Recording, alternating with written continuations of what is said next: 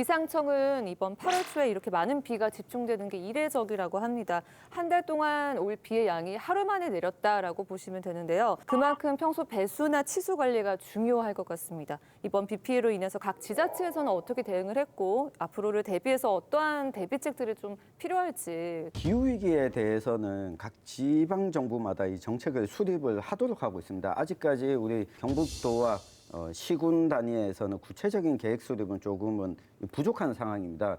그래서 뭐 시민사회단체에서는 적극적인 기후위기 대응책 마련을 주문하고 있는데요. 올해는 수도권과 이 중부지방에 좀 집중이 됐지만 이 경북 동해안권은 지금 최근 한 5년 동안 꾸준히 피해가 있었거든요.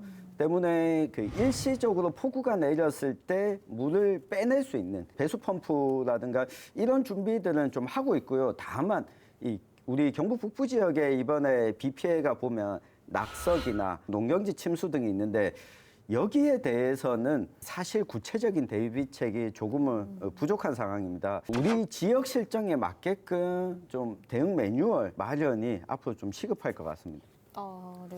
기상청에서 이렇게 8월 초에 이렇게 많은 비가 집중된 게 이례적이다 이렇게 얘기를 했는데 환경 문제라든지 또 뭐 지구온난화 문제는 100번 동의하면서도 또 한편 우리가 조금 짚어봐야 될 문제가 뭐냐면 조선시대 때 보면 이렇게 조선왕조실록이나 성전일기를 보면 기록된 게 대략 한 827건 정도라고 보통 연구에 이렇게 밝혀지고 있어요. 근데 비가 주로 오는 시점들이 보면 조선 초기에는 음력 6월에서 8월 사이에 그리고 또 후반기로 넘어가면 7월에서 8월 사이로 이렇게 넘어가거든요. 전체 평균 편수는 보면 음력 7월 달에 되게 집중되는 걸 볼 수가 있어요. 사실은 지금 이 시점은 옛날부터 계속 조심했어야 될 시점들이라는 거죠. 사실 그리고 늘상 주의하고 고민하고 바라봐야 될 시점들인데 그 부분에 대한 어떤 체계나 준비가 좀 미흡했던 것들이 사실은 자꾸 지구온난화의 문제에 딸려서 이렇게 뒤로 숨어버리는 듯한 그런 느낌들이 좀 있어서 이런 고민들은 좀 있습니다. 사실. 마치 막을 수 없었던 것처럼 네네네. 이야기되는 건 좀 경계해야 하지 않나 싶습니다. 저는 이번 수도권 보고 이러한 것들을 보면서 저는 이게 사실은 극심한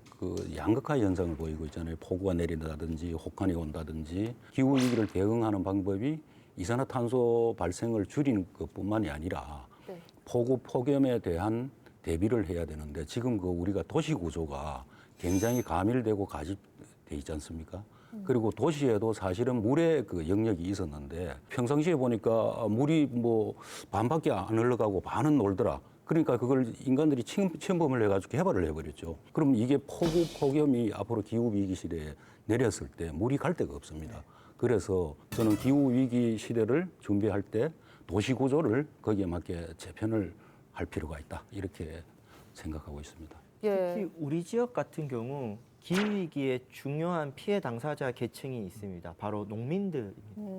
이렇게 잦은 기상 이변과 폭우가 쏟아졌을 때 농사가 큰 타격을 입거든요. 특히 재작년에도 대한민국 장마 신기록을 세웠을 때 경북 지역의 다수 농가들이 피해를 입었습니다. 기후위기 대응 대책이 뭐 치수라든가 물난리뿐만 아니라 농업에 대한 어떤 대책까지 연결돼야 된다는 점은 우리 지역의 또 실정에 맞는 대안이라고 생각합니다.